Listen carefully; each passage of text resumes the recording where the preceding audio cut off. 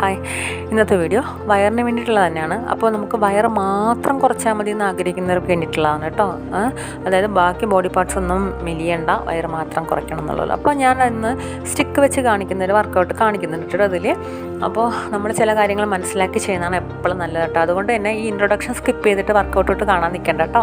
അപ്പോൾ ശ്രദ്ധിക്കുക, നമ്മളിപ്പോൾ മ്യൂസിക് ഇട്ട് ചെയ്യുമ്പോൾ ഇങ്ങനെ ചെയ്യുന്ന വർക്കൗട്ട് മ്യൂസിക് ഇട്ട് ചെയ്യുമ്പോൾ നമ്മൾ കുറച്ചുകൂടെ ഒന്നിങ്ങനെ ഈ ബോഡി ഫുൾ, അപ്പോൾ നമ്മളെ ബോഡി പെട്ടെന്ന് മെലിയും.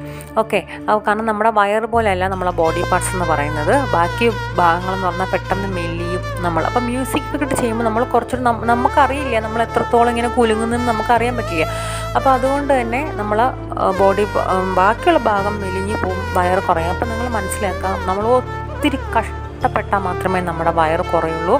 നമ്മൾ വെറുതെ വയറ് കുറയില്ല. നമ്മൾ ഒത്തിരി ക്ഷമയും കുറച്ച് അധ്വാനവും കൊടുത്താൽ മാത്രം കുറഞ്ഞ സാധനമാണ്. കാരണം നമ്മളെ വയറിൻ്റെ, അതായത് ഉദരഭാഗം എന്ന് പറയുന്നത് ഭാഗത്തൊരു 9 ലെയർ ഉണ്ട് കേട്ടോ. അപ്പോൾ ഇന്നറായിട്ടും ഔട്ടറായിട്ടൊക്കെ ഉണ്ട്. അപ്പോൾ നമ്മുടെ ആ ഉള്ളിൽ നിന്നുള്ള കൊഴുപ്പ് അടിഞ്ഞടിഞ്ഞാണ് നമ്മളെ പുറത്തേക്ക് നമ്മുടെ വയർ തള്ളുന്നത്.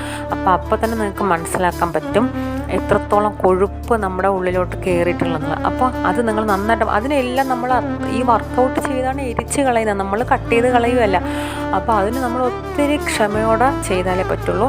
അപ്പം നിങ്ങൾ അങ്ങനെ ശരീരം ബാക്കി പാർട്സ് ഒന്നും വേണ്ട, വയറ് മാത്രം കുറയ്ക്കണം എന്നുള്ളവർക്കും ഞാൻ കാണിക്കുന്നുണ്ട് കേട്ടോ. അപ്പോൾ ബെഡിൽ ഒന്ന് ഇതേ കണക്കൊന്ന് കിടക്കുക.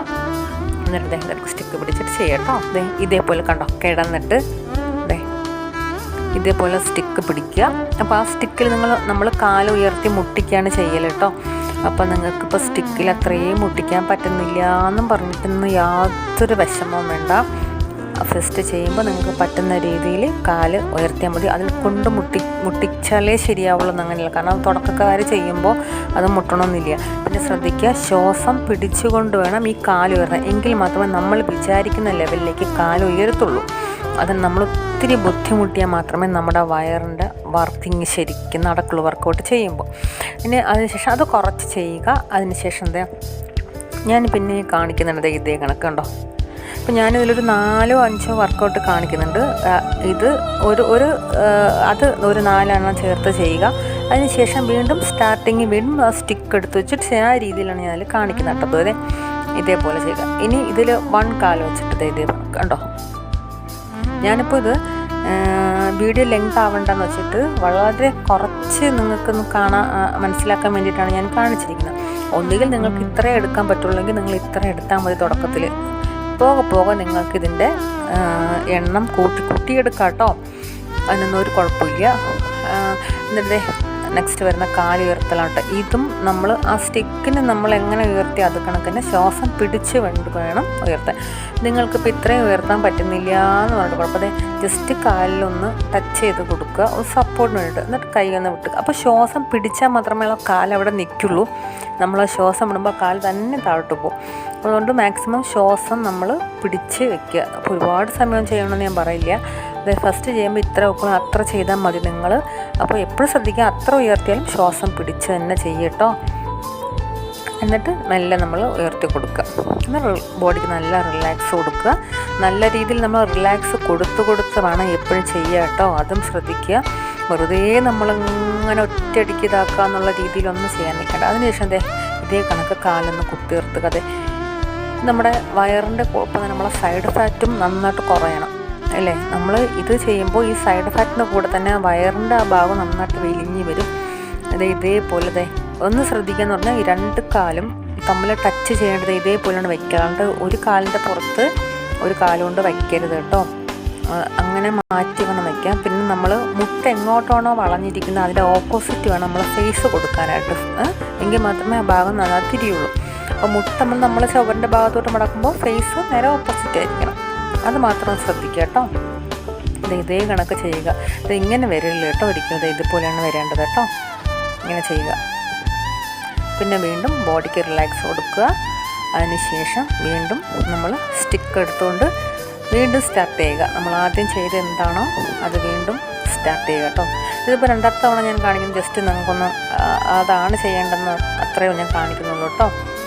ഇത് ചെയ്യുക. പിന്നെ സെക്കൻഡ് കാണിച്ച് എന്താണോ അത് ചെയ്യുക. തേർഡ് എന്താണോ ചെയ്തത്, പിന്നെ ഫോർത്ത് ടൈം നമ്മൾ എന്താണോ ചെയ്തത് വെച്ചാൽ അതും കൂടെ ചെയ്യുക കേട്ടോ. അപ്പോൾ ഇത് നിങ്ങൾക്ക് റിപ്പീറ്റ് ഇങ്ങനെ ചെയ്തുകൊണ്ടേയിരിക്കാം. ഞാൻ പറഞ്ഞാൽ കണ്ട മുട്ടാൻ പറ്റുന്നില്ല എന്ന് പറഞ്ഞിട്ടുള്ള ബുദ്ധിമുട്ടൊന്നും വേണ്ട.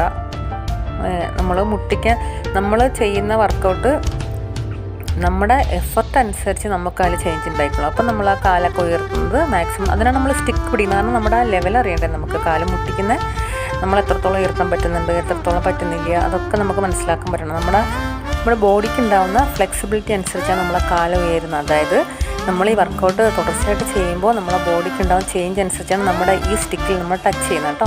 അപ്പോൾ അതിനുശേഷം ബോഡി ഒന്ന് റിലാക്സ് കൊടുക്കുക. അതിനുശേഷം നമ്മൾ എഴുന്നേൽക്കുക.